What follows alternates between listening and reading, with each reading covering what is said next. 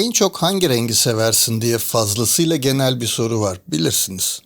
Bu soru pek çok değişkene bağlı olarak birden fazla cevabı da beraberinde getiriyor. Öyle ya, mesela kırmızı rengi sadece bazı arabalarda severim. Bazı araba modellerine ise beyazdan siyaha kadar pek çok farklı rengi yakıştırabilirim. Kıyafet için siyahı sevebilir ama kot pantolon giyerken klasik rengi olan maviyi seçerim. İşte bunun gibi örnekler uzayıp gider böyle. Peki bütün bunların ışığında sizce renkler ve zevkler tartışılır mı?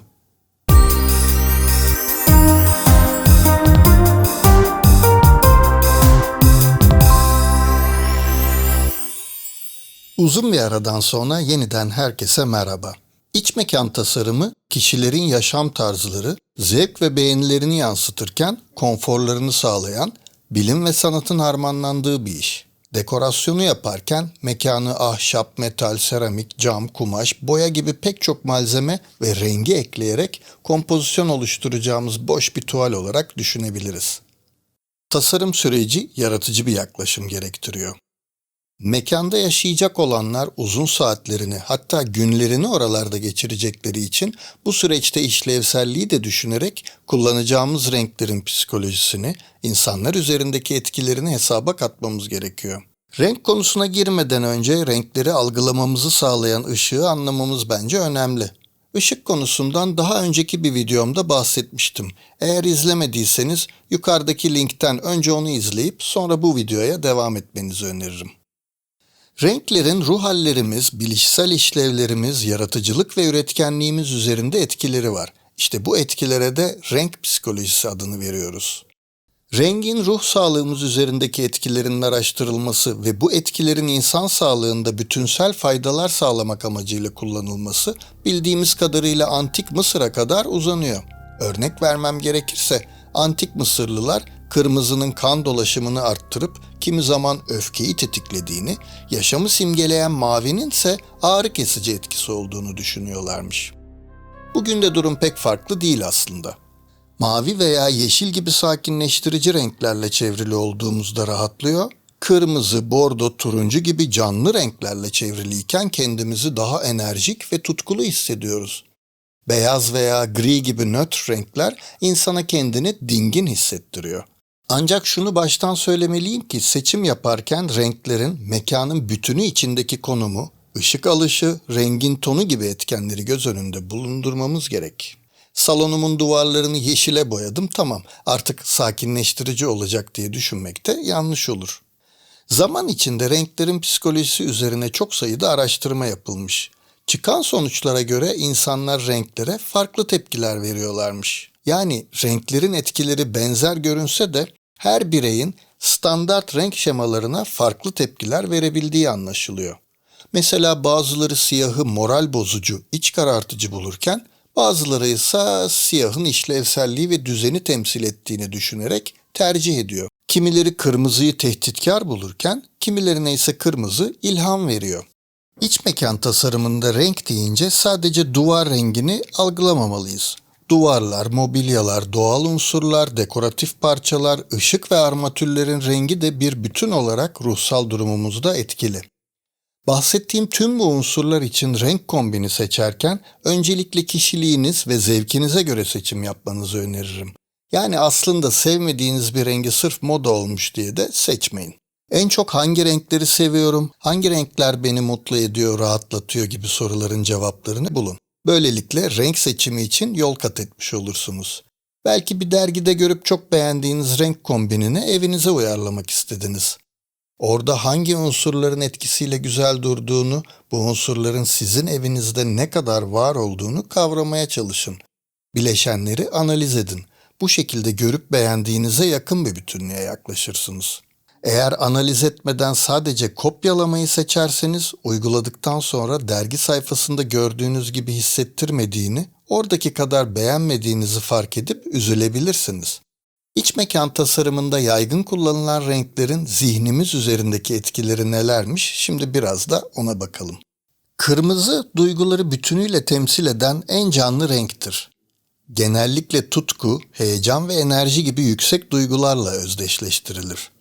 Hem bordo gibi koyu tonları hem de jambon kırmızısı gibi açık tonları aşkı ve dostluk atmosferini hissettirirler. Bazı kişilere yatak odasını kırmızıya boyamak çekici gelebiliyor.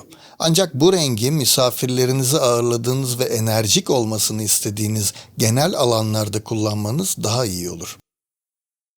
Küçük odalarda tüm duvarların kırmızı olması fazla güçlü görünebilir. O yüzden tek bir duvarda tekstil veya mobilyalarda vurgu rengi olarak tercih edebilirsiniz.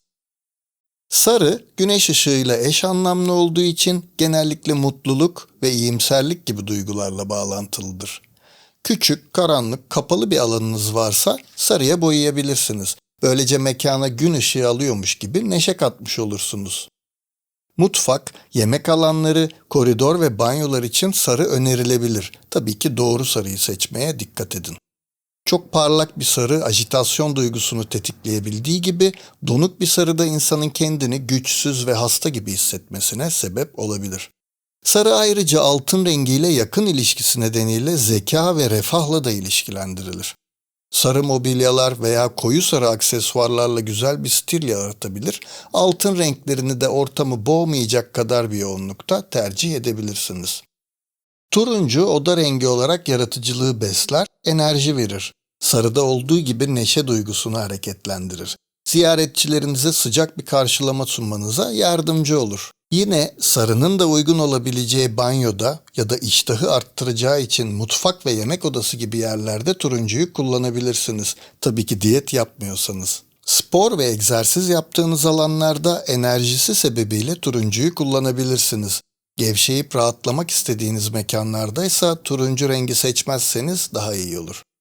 Renk psikolojisinde beslenmeyi, sevgiyi ve genelde kadınlığı anlatan hassas bir renkten, pembeden bahsedelim. Yumuşak tonları genellikle rahatlatıcı oluyor. Kırmızıyla aynı spektrumda olduğu için parlak tonları ise enerjik davranışları tetikleyebiliyor. Pembe belki yatak odaları, kız çocuk odaları için kullanılabilir gibi görünse de kararında ve doğru bir şekilde uygularsanız bu rengin sadece feminen bir etkisi olmadığını fark edersiniz. Mesela pembeyi oturma odasında kullanıp samimi bir etki oluşturabilir. Banyoda kullanıp romantik bir dokunuş yakalayabilirsiniz. İlginçtir ki pembe hastanelerde mutluluğu teşvik etmek, hapishanelerde ise düzensiz davranışları önlemek için kullanılıyormuş. Keşke hastalıklar ve hastaneler, suç ve hapishaneler olmasaymış. Basit desenler ve sofistike tasarımlarla modern iç tasarım trendlerinde pembeyi yepyeni bir seviyeye taşımak mümkün. Magenta, fuşya gibi canlı pembe tonları açık mavi gibi ikincil renklerle eşleştirildiğinde güzel kombinasyonlar oluşturup kendini ifade etmeye yardımcı olur. Bu tonları duvar desenlerinde de kullanabilirsiniz. Renkler içinde en güçlülerinden biri olan mavi çok popüler bir renk. Güven, özgüven, sadakat, bilgelik, zeka gibi anlamlarla ilişkilendiriliyor. Aynı zamanda metabolizmayı yavaşlatan, sakinleştirici bir etkisi var. Açık ya da pastel mavi evde, ofiste kullanıldığında zihin ve vücuda faydalı olduğu düşünülüyor. Ancak çok az doğal ışık alan bir ortamda duvarlarda soğuk durabilir. O yüzden yerinde deneyerek doğru tonu seçmekte yarar var. Koyu mavi ise bilgi, güç ve ciddiyeti gösteriyor genelde. Derin bir gece mavisini yatak odanızda kararında kullanırsanız lüks bir his yaratabilirsiniz. Mor, zenginlik ve yaratıcılıkla ilişkilendirilir.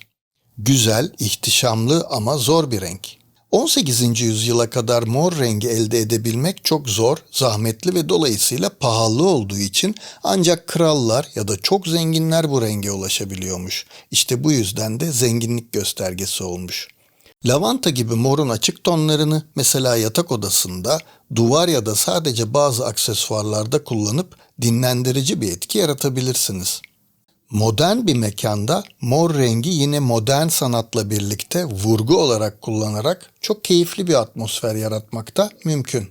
Yeşil doğanın rengi olduğu için iç mekan tasarımında tüm odalarda kullanılabilir.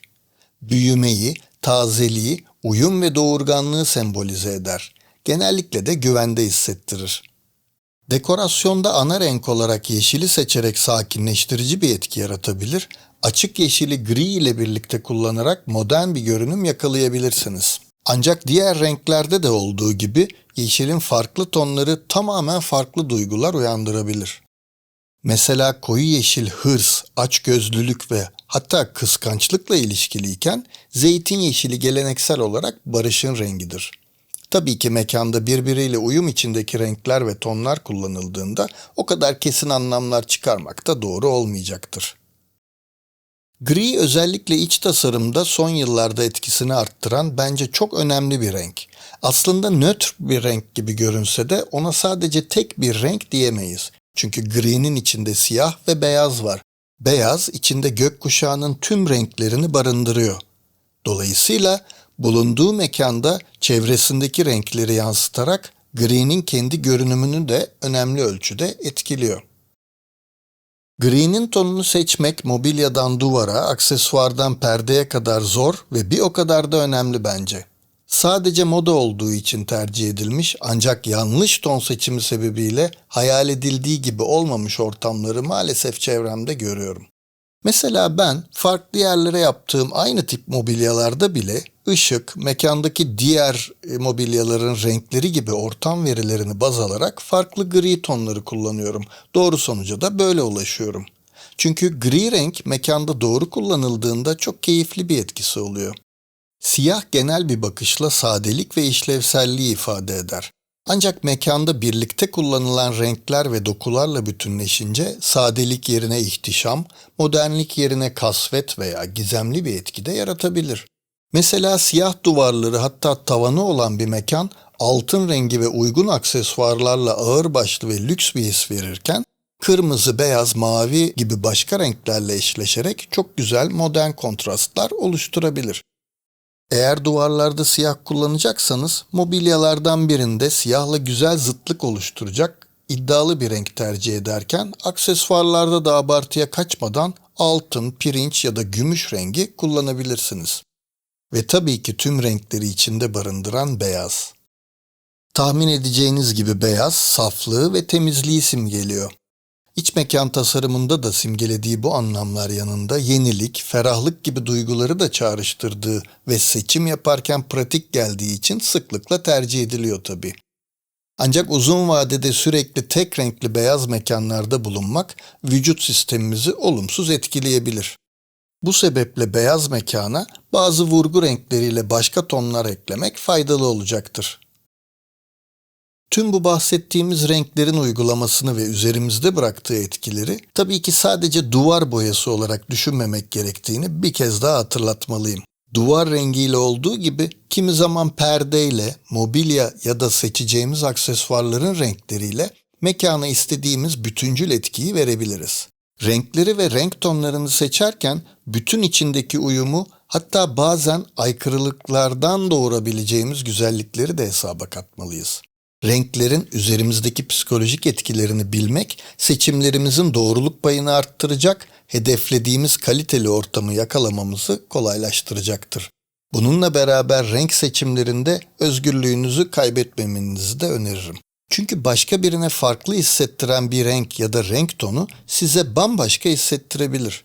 Aynı şekilde normalde hiç tercih etmeyeceğiniz bir renk kombinasyonunun bir başkası tarafından çok uyumlu ve güzel bir şekilde harmanlandığını da görüp şaşırabilirsiniz. Dolayısıyla tek bir doğru var diyemesek de doğru bakış yöntemleriyle sonuca ulaşmanın faydalı olacağını söyleyebiliriz. Sizler de içinizden geleni yaparken bunları bilgi ve görgüyle harmanlamaya çalışırsanız beğenilerinize, size güzel gelene daha doğru yoldan ulaşabilirsiniz. Videonun başında sorduğum soruyu demin anlattıklarım ışığında şimdi tekrar soruyor ve yorumlarınızı bekliyorum. Sizce renkler ve zevkler tartışılır mı?